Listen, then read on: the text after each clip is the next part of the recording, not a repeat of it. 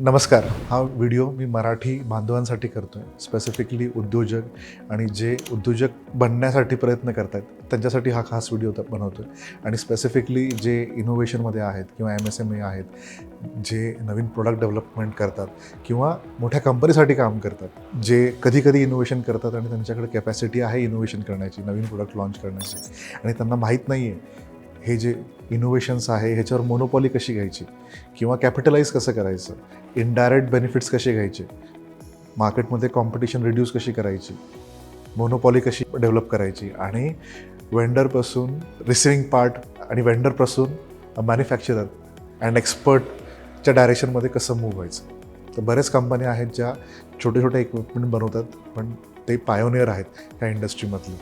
ते कॉम्पोनंट्स मोठ्या कंपनीजला लागतात, पण सगळा डिमांड ते अट्रॅक्ट करतात फक्त त्यांच्या इनोव्हेशनसाठी.